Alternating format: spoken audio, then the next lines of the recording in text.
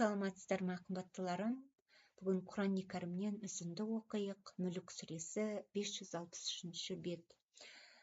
Сөздеріңді жасырсаңдар немесе әшкерлесеңдер де, шәксіз Алла көңілдегіні толық біледі. Жаратқан білмей ме? Ол тым жұмсақ, әр нәрсені толық білуші. Ол сондай Алла, сендер үшін жерді көнбіс қылып жаратты. Ендеше оның айналасында жүріңдер. Сондай-ақ оның ризлығынан жеңдер, және барар жерлерің сол жақ.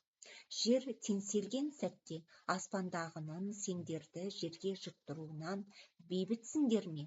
Немесе көктегілердің сендерге тас жаудыруынан қауіпсізсіңдер ме? Ескертуімнің қалай екенін таяуда білесіңдер.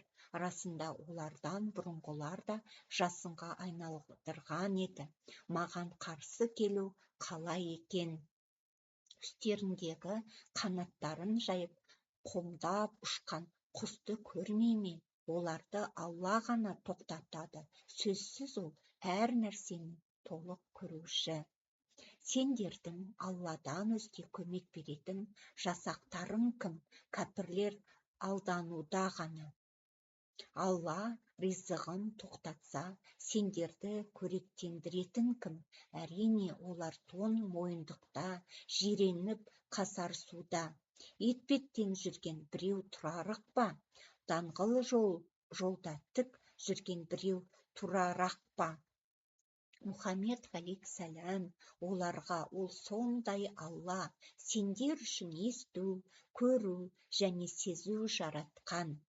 Сонда да аз шүкір етесіңдер ме? Оларға ол сондай Алла, сендерді жер жүзіне таратқан және сол жаққа жиналасыңдар де. Олар, егер айтқандарың рас болса, осы уәде қашан дейді. Мұхаммед алейхиссалам оларға шын мәнінде оның мәліметі Аллаға тән.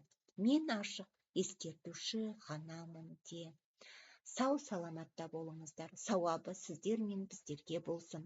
Мүлік сүресі 563 бет. Егер де сіздерде мынандай Құран-ы Кәрім болмайтын болса, тыңдап сауап алударыңызға да болады. Негізі адам баласы Құран-ы Кәрімді күнделікті оқып отыру керек деп айтылады. Сондықтан да тыңдай жүріңіздер. Сау саламатта болыңыздар.